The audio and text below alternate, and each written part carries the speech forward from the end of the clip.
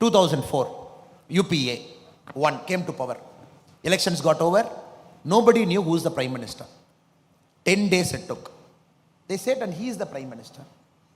I used to say this in our pracharam.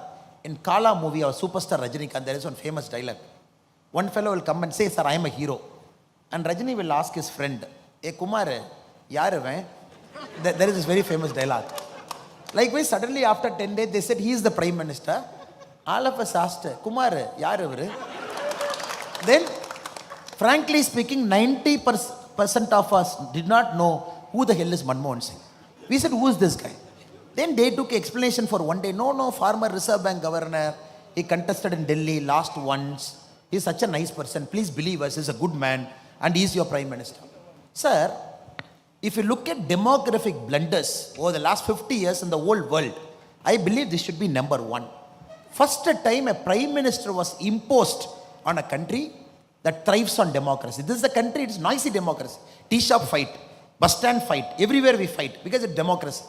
This country, somebody said, he is the Prime Minister whom you never elected, who never went to Lok Sabha, who is a Rajya Sabha 2 times, and who was far away from politics, not even a political functionary, who's an office bearer, Congress Party All India Secretary, Congress Party General Secretary. Nobody knew. They said he is the Prime Minister. 10 years we put up with it. What is the price we paid for it? Our Raja, our 2G Raja, he writes a letter. Very interesting letter. He writes a letter. Now first the Prime Minister writes a letter to Raja. He says, Dear Telecom Minister, your first come, first serve policy, FCFS, is fundamentally flawed. Please review it. Then Raja writes a letter to Prime Minister. Dear Prime Minister, Vanakkam, I think this policy is right because my leader also believes this policy is right.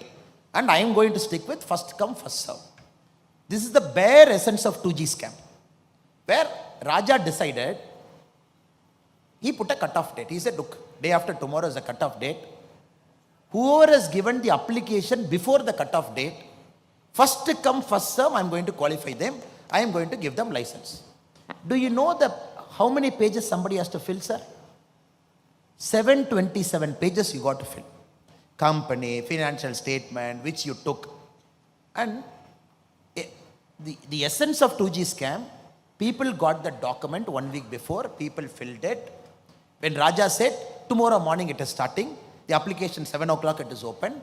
All the companies which is in the 2G scam list, they arrived there with a filled up list.